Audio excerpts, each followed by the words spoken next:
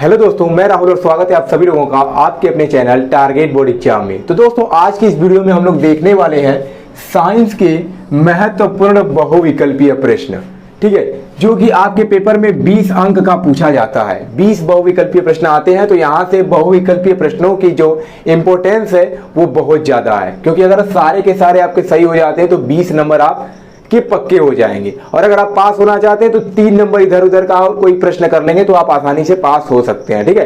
तो बहुविकल्पी प्रश्न जो है बहुत ज्यादा इंपॉर्टेंट होने वाला है, इसलिए हमें क्या करना है, ज्यादा मोस्ट इंपोर्टेंट बहुविकल्पी प्रश्नों को जानना है कि ऐसे कौन कौन से बहुविकल्पी प्रश्न है जो कि पेपर में पूछे जा चुके हैं और 2024 बोर्ड एग्जाम में पूछे जाने की संभावना है। तो मैं यहां पर आपको क्या करने वाला हूं, आज मैं आप लोगों को 20 एमसीक्यू बताने वाला हूं, वो भी प्रीवियस ईयर से, ठीक है। मैंने क्या किया था कि 7 सेट होते हैं हर साल, ठीक है। आपको पता है कि हर साल क्या होता है, 7 सेट बनाया जाता है पेपर में। तो मैं आपको क्या कराऊंगा कि 7 सेट में जितने भी बहुविकल्पीय प्रश्न पूछे गए हैं उसका मैं आपको सॉल्यूशन देने वाला हूं, क्योंकि प्रीवियस ईयर से बहुत सारे क्वेश्चन डायरेक्ट पेपर में फंस जाते हैं, ठीक है। तो ये भी किसी सेट का ही क्वेश्चन है। तो पहला हमारा प्रश्न है कि किसी वस्तु से बड़ा आभासी प्रतिबिंब बनाने वाला दर्पण है। अगर आपको आता है तो कमेंट बॉक्स में आप जवाब दे सकते हैं और बाद में बताइएगा कमेंट बॉक्स में कि आपके कितने उत्तर सही हुए।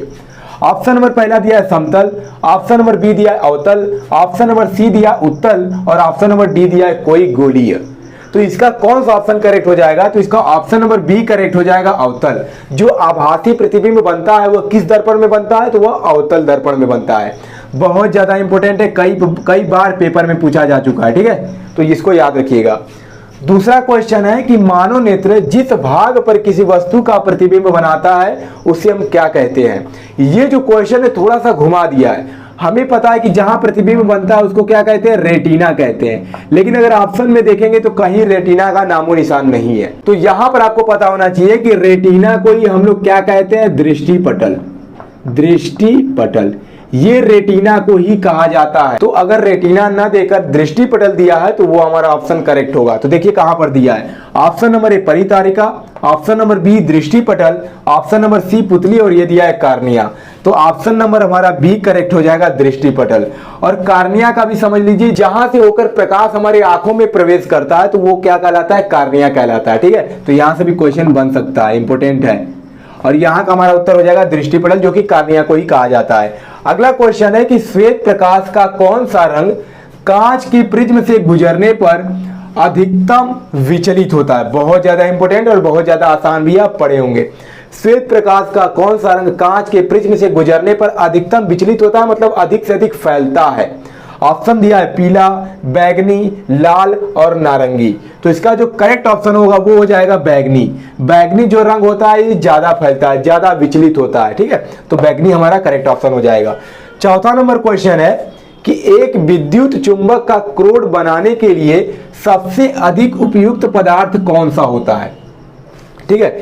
एक विद्युत चुंबक का क्रोड बनाने के लिए सबसे अधिक उपयुक्त पदार्थ कौन सा होता है। ऑप्शंस दिए गए हैं पीतल, मुलायम लोहा, एल्यूमिनियम या स्टील। तो इसका जो करेक्ट ऑप्शन हो जाएगा वो हो जाएगा ऑप्शन नंबर बी, मुलायम लोहा। मुलायम लोहा जो होता है विद्युत चुंबक का क्रोड बनाने के लिए सबसे ज्यादा उपयुक्त पदार्थ होता है। तो जल्दी से इतने क्वेश्चन का आप स्क्रीनशॉट लीजिए, तब मैं आपको आगे के क्वेश्चन बताता हूं। दोस्तों पांचवा जो क्वेश्चन है हमारा वह दिया है कि शुद्ध वायु है, ठीक है। ऑप्शन दिए गए हैं एक समांगी मिश्रण, धातुओं का मिश्रण, यौगिकों का मिश्रण या उपर्युक्त में से कोई नहीं। तो जो हमारा शुद्ध वायु होता है वो होता है एक समांगी मिश्रण, ठीक है। कैसा मिश्रण होता है, एक समांगी मिश्रण होता है, ठीक है। 6 नंबर क्वेश्चन है कि एल्कीन है। अब इसको आपको इसका उत्तर तब पता चलेगा जब आपको एल्कीन का सामान्य सूत्र पता होगा, ठीक है। तो एल्कीन का जो सामान्य सूत्र होता है वो होता है CnH2n। तो यहां पर पहले देख लेते हैं कि कार्बन की संख्या कौन किसमें कितना दिया है, तो उतना ही रखेंगे तभी तो n का मान रखेंगे तो मिलेगा। तो पहला दिया है C3H6, मतलब n का मान 3 है। तो अगर यहाँ n की जगह 3 रखते हैं तो C3 हो जाएगा 2 गुणे 3, यानी ये मिलेगा C3H6। मतलब यहां से हमारा पहला ही ऑप्शन करेक्ट हो जाएगा C3H6। अगर दूसरे वाले को चेक करते हैं तो n का मान 2 है, तो C2 और 2 दूना के 4 यानी H4, C2H4 हो जाएगा। एक प्रकार से और समझ सकते हैं कि जो एल्कीन होता है इसमें जितना कार्बन होता है उसका दोगुना हमारा हाइड्रोजन होता है। तो ऑप्शन ए हमारा करेक्ट हो जाएगा। 7वां क्वेश्चन है कि शुद्ध जल का पीएच मान होता है, बहुत बार पूछा जा चुका है।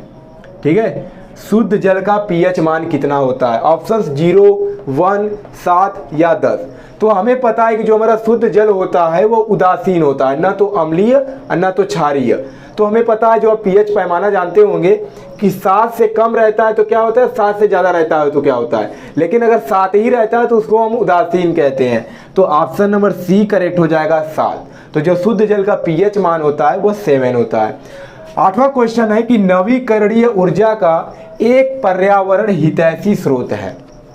ऑप्शन ए पवन ऊर्जा, ऑप्शन बी जो दिया है वो पेट्रोलियम ऊर्जा, ऑप्शन सी जो दिया है वो प्राकृतिक ऊर्जा, और ऑप्शन नंबर जो डी दिया है वो कोयला। तो नवीकरणीय ऊर्जा का आपको स्रोत बताना है। तो देखो ये पेट्रोलियम, प्राकृतिक और ये जो कोयला है ये आपका नवीकरणीय स्रोत नहीं है। तो क्या हो जाएगा, ऑप्शन नंबर ए हो जाएगा पवन ऊर्जा। पवन ऊर्जा जो होता है वो नवीकरणीय ऊर्जा का स्रोत है। ठीक है, तो ऑप्शन नंबर ए करेक्ट हो जाएगा। तो जल्दी से इसको नोट कीजिए दोस्तों। 9 नंबर जो क्वेश्चन है वो है कि मेंडल जो है वो प्रसिद्ध हैं, किस चीज के लिए प्रसिद्ध हैं?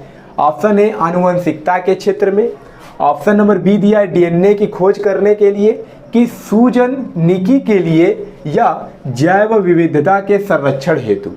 तो जो मेंडल जी हैं वो किसके लिए प्रसिद्ध हैं? तो ऑप्शन हमारा ए हो जाएगा आनुवंशिकता के क्षेत्र में।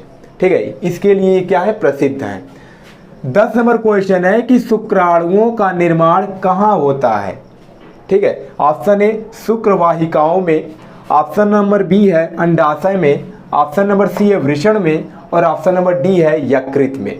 तो जो शुक्राणु होते हैं इनका जो निर्माण होता है वो कहाँ होता है? तो वृषण में होता है। ठीक है, तो ऑप्शन नंबर सी करेक्ट हो जाएगा, वृषण में।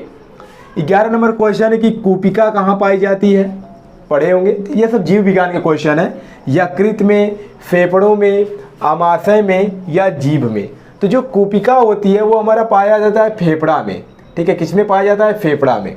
देखिए आपके पेपर में 20 अंक का क्वेश्चन होगा तो 7 क्वेश्चन जो होते हैं, 7 क्वेश्चन फिजिक्स के, 7 केमिस्ट्री के और 6 क्वेश्चन बायो के, ऐसे ही एक किसी में कम रहता है। 12 नंबर जो क्वेश्चन है वो है कि पौधों में जल के परिवहन हेतु होता है। सारे के सारे क्वेश्चन बहुत ज़्यादा इंपॉर्टेंट है। पौधों में जल की परिवहन हेतु होता है। Option A phloem, option B रंध्र, ऑप्शन सी जो है मज्जा, और ऑप्शन नंबर डी जाइलम। तो जो जल का परिवहन होता है, जो जल का परिवहन होता है, ये याद रख लीजिएगा, जल का परिवहन जो होता है वो होता है जाइलम के माध्यम से, जाइलम। और अगर पूछ दे कि भोजन का जो परिवहन होता है, ठीक है, तो ये होता है किसके माध्यम से? तो फ्लोएम के माध्यम से। दोनों आपको याद होना चाहिए, जाइलम भी दे सकता है, फ्लोएम भी दे सकता है। तो यहाँ पर क्या दिया है? जल का परिवहन दिया है। तो जो जल का परिवहन होता है ये किसके माध्यम से होता है? जाइलम के। अगर भोजन देता तो हमारा फ्लोएम ऑप्शन करेक्ट हो जाता। 13 नंबर क्वेश्चन है कि एक स्वस्थ व्यक्ति में सामान्य रक्तदाब कितना होता है? बहुत ज़्यादा इंपॉर्टेंट है। ऑप्शन है 140/80, 120/80 या 135/100 या 125/115। तो इसका जो करेक्ट ऑप्शन होगा वो हो जाएगा ऑप्शन नंबर बी, 120/80 होता है। ठीक है, जो रक्तदाब होता है वो 120/80 होता है। तो दोस्तों आज की इस वीडियो में हम लोग इतना ही क्वेश्चन देखने वाले हैं। मैंने आप लोगों से कहा था कि 20 प्रश्न हम लोग देखेंगे, लेकिन हमारे यहाँ बगल में फंक्शन चल रहा है, शादी ब्याह का जान रहे समय चल रहा है, तो थोड़ा सा दिक्कत है। ठीक है, तो हम लोग क्या करेंगे, अगले वीडियो में ज़्यादा क्वेश्चन को देखेंगे जो इम्पोर्टेंट है, जो पेपर में आ सकते हैं। तो आज की वीडियो में इतना ही। बाकी ये सब क्वेश्चन बहुत ज़्यादा इंपॉर्टेंट है, अच्छे से इसको याद कर लीजिएगा क्योंकि पेपर में यही सब आने वाले हैं। तो चलिए मिलते हैं नेक्स्ट वीडियो में, तब तक के लिए धन्यवाद।